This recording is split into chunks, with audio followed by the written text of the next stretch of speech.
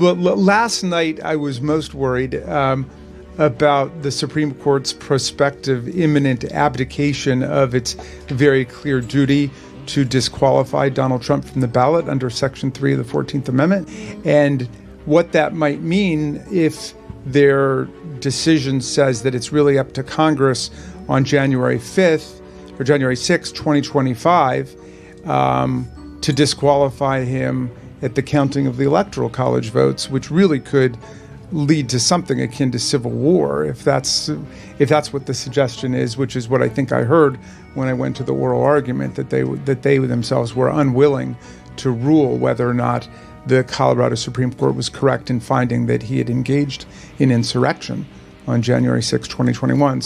But that was just last night's worry. So what can be put into the Constitution can slip away from you very quickly.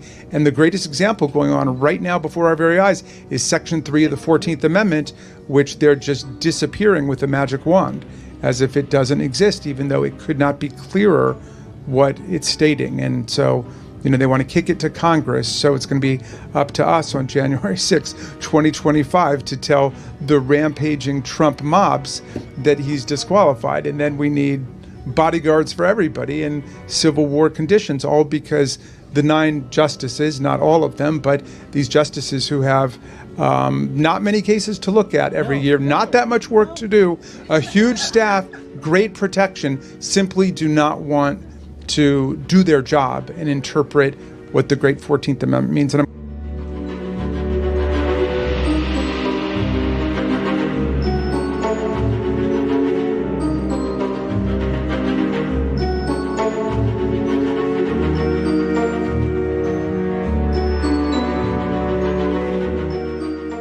want them and you to listen to something that you told me in August. We've been saying all along that Section 3 of the 14th Amendment presents a clear and unequivocal statement that anyone who has sworn an oath of office, and by the way, not just a president, but members of Congress and others who hold federal office, who engage in insurrection or rebellion, having sworn an oath to uphold the Constitution against enemies, foreign and domestic, can never serve again in federal or state office. Donald Trump is disqualified. So, Congressman, now that you've read the Supreme Court decision, which effectively says that they don't agree with that argument, what's your response? Well, the court didn't exactly disagree with it. They just said that they're not the ones to figure it out. It's not going to be a matter for judicial resolution under Section 3 of the 14th Amendment, but it's up to Congress to enforce it. I disagree with that interpretation just because the other parts of the 14th Amendment are self-executing.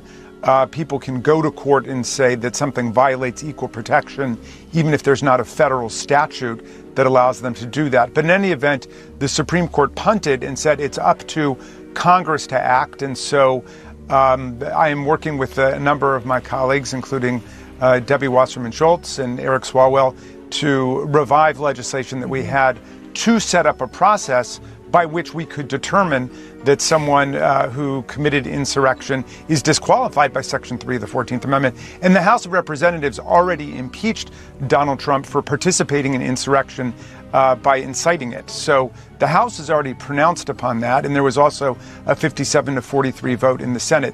The question is whether Speaker Mike Johnson would allow us to bring this to the floor of the House. A big question. I'm going to get to.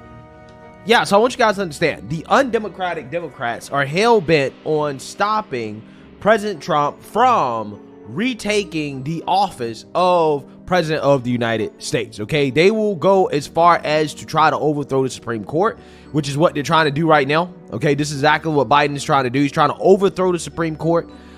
They overthrew Joe Biden as a Democrat Party nominee. They tried to keep Trump off of the ballot via the 14th Amendment, even though Trump has not been charged with any act of insurrection. Nobody on January 6th was charged with anything having to do with an insurrection. They tried to throw Trump in prison with these politically motivated persecutions. Wouldn't be surprised if, somebody in power was responsible for the assassination attempt. That didn't work out either. They tried to bankrupt the man. They've tried everything in their power to stop Trump. And up until this point, nothing has worked. But it is important to be aware that the last trump card that the Democrats have is the certification, the vote to certify on January 6, 2025, in which you just heard Congressman Jamie Raskin, who's a Democrat, come out and say, yeah, we can just vote not to certify the election. We can just say that, no, we think that based off the 14th Amendment, that Trump is not qualified, therefore, we're not going to certify the election. In which he knows that that could possibly lead to a civil war scenario. And then he'll be pointing the fingers at Trump supporters as if you're the bad guy, right? We're the bad guys because we're upset the Democrats are trying to overthrow democracy in this country, okay? Their argument, right? Their argument for what overthrowing democracy is. But it really just goes back to what I've been telling you guys for a while now about what we possibly could see if Trump wins, okay? Because the media likes to engage in hypotheticals about what Trump supporters will do if Trump wins. It's like, no. If Trump wins, Trump supporters aren't going to do anything, okay? We're going to be celebrating, okay? We're probably going to be getting drunk, okay? I'm just saying, we're going to be celebrating, right? But we do know what the left will do if Trump wins. The left, most likely, will be rioting in the streets, okay? I would not be caught near a liberal city, an inner liberal city, that is, if Trump wins. You don't want to be caught anywhere near, because based off history, we know what they're prone to do, okay? They are prone to commit acts of political violence when they don't get their way, okay? BLM, Antifa, Roe v. Wade, the pro-Palestinian rioters. Yeah. We've seen this replay over and over and over again. That's what we should be concerned about. Democrats will also be claiming that the election wasn't fair. Okay, they will be trying to contest the election in court. This is what they'll be doing. They will not accept the results. They will never accept Trump as legitimate. And then, like Jamie Raskin has proposed, they'll probably try to contest the election on January 6th. And if that doesn't work, they'll try to impeach the guy again, right? They'll spend the next 4 years trying to impeach Trump. Again, these people are sick, right? They are sick and twisted. So, hey, I'm just saying, don't be surprised if a scenario like this occurs if Trump wins the election. So, let me know what you guys think. Make sure you like, comment, and subscribe. Most importantly, share a Black conservative perspective. Peace.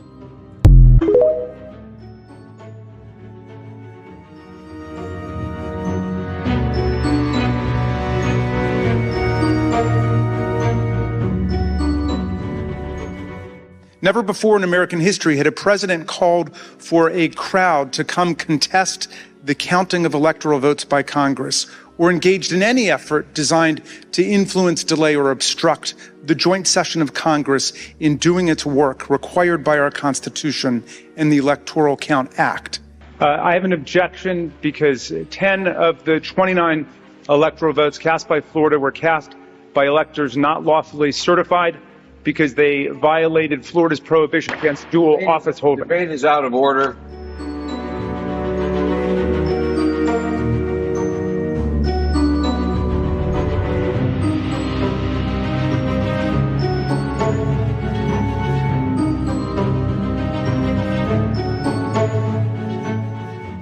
Please visit my website at samstwitch.com. My Twitter profile is at samstwitch_sam. My YouTube channel is at youtube.com/samstwitch. I post videos that I cannot post on YouTube on my BitChute channel at bitchute.com/samstwitch.